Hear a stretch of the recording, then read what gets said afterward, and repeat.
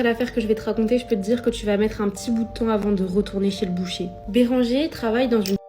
Un jour, il appelle la maman d'une de ses employées parce que Christelle, son employée, ne s'est pas rendue au travail. C'est pas du tout dans ses habitudes et il s'inquiète, il appelle sa maman et sa maman s'inquiète à son tour. D'autant plus que le week-end qui arrive, elle était censée recevoir son petit-fils, Lucas, et Lucas n'est jamais venu.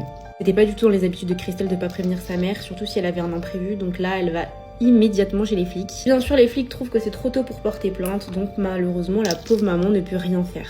Au bout de quelques semaines, une enquête est ouverte parce que dans l'appartement de Christelle, on retrouve des petites taches de sang et la maman, après maintes relances, arrive enfin à faire bouger le stack des policiers.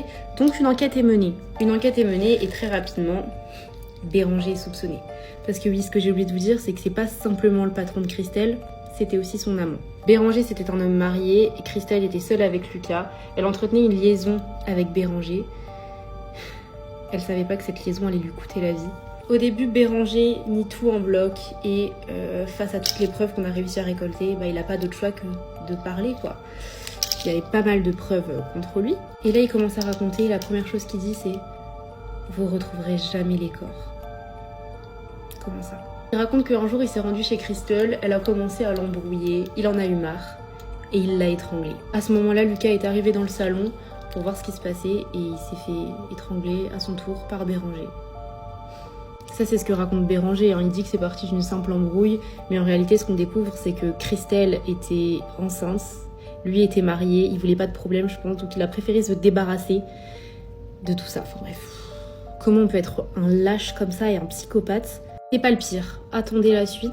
Il a ensuite pris les corps, il les a emmenés dans son atelier parce que je vous rappelle qu'il est boucher et il a commencé à découper le corps, les deux corps, dont le corps d'un enfant de 4 ans. Je sais pas si on se rend compte là, mais c'est... Comment? C'est pour ça qu'il a dit qu'on ne retrouvera jamais les corps. Il a ensuite dispersé les morceaux de cadavres un peu partout dans les poubelles et avec un instant de bonté, il dit quoi aux policiers? Non mais, j'ai quand même gardé la tête. Donc il a découpé tout le corps, mais il a quand même gardé les 2 têtes. Au bout d'une semaine, il s'est rendu compte que c'était assez glauque de vivre avec 2 têtes dans son appartement. Du coup, il les a coulées dans une dalle de ciment. Enfin bref, un psychopathe. Comme quoi, faites attention aux garçons que vous rencontrez parce que ça peut être un taré. Mais ça, je pense que vous le savez déjà.